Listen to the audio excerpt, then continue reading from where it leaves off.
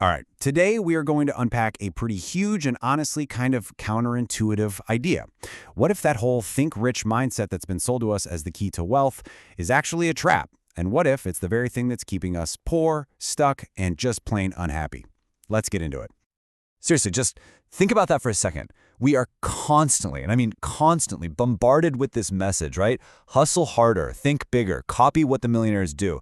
But what if all that advice is built on a really shaky foundation? What if it's not a path to freedom, but a very well-disguised trap? Okay, so first things first, let's really break down what I'm calling the mindset trap. It's a concept that, sounds great on the surface. Who doesn't want a millionaire mindset? But as we're about to see, it comes with some pretty serious hidden costs. So here's the crucial point, and you got to get this. The trap isn't about wanting to be financially successful. That's totally fine. No, this is about a specific belief system, one that glorifies the chase, the relentless pursuit of wealth, above literally everything else, above your health, your relationships, your sanity. And I bet the symptoms of this trap are going to sound really familiar. First, there's that relentless hustling, this idea that you have to be grinding 24/7. Then there's the performative wealth you see all over social media, right? People who look rich but are drowning in debt to keep up appearances. It all leads to this constant toxic comparison to everybody else's highlight reel. And of course, wearing being busy like it's some kind of badge of honor.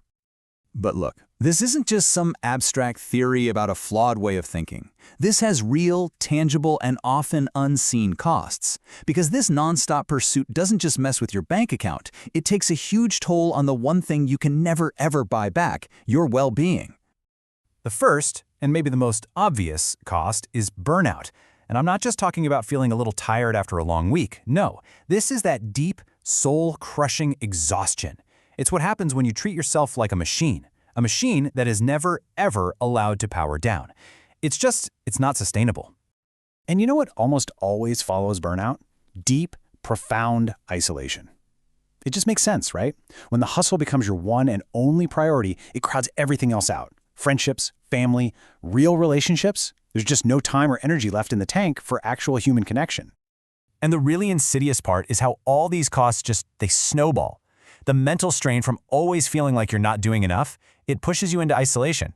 That isolation makes you spend more time online, which fuels more comparison, which creates even more dissatisfaction. It's this vicious, self-perpetuating cycle that leaves you completely drained and, ironically, even further away from your goals. So, that's the million-dollar question, isn't it?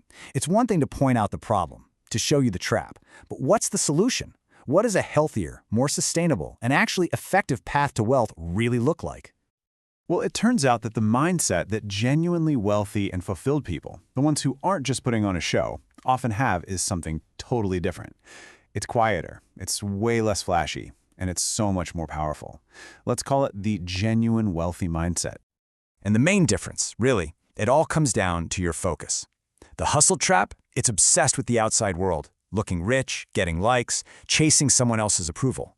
But the genuine mindset, that's all internal. It's about creating real value, being driven by your own goals, and relying on something that isn't very glamorous, but is 1,000 times more effective: quiet, consistent discipline. One of these paths leads straight to burnout. The other leads to real, sustainable growth. So how do we actually do this? How do we build this quiet discipline? Well, first, you have to stop playing someone else's game, to find what success actually means to you, not what it means to Instagram. Second, you got to focus on the small, consistent, daily things you can actually control. Learn to love the process, not just fantasize about the outcome.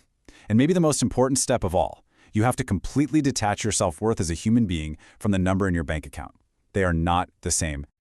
Okay, so this brings us to the final and I think the most important part of this whole conversation. It's about taking these ideas and actually applying them. It's about redefining what the word rich even means to you. I think this quote just nails it. It perfectly captures this whole idea.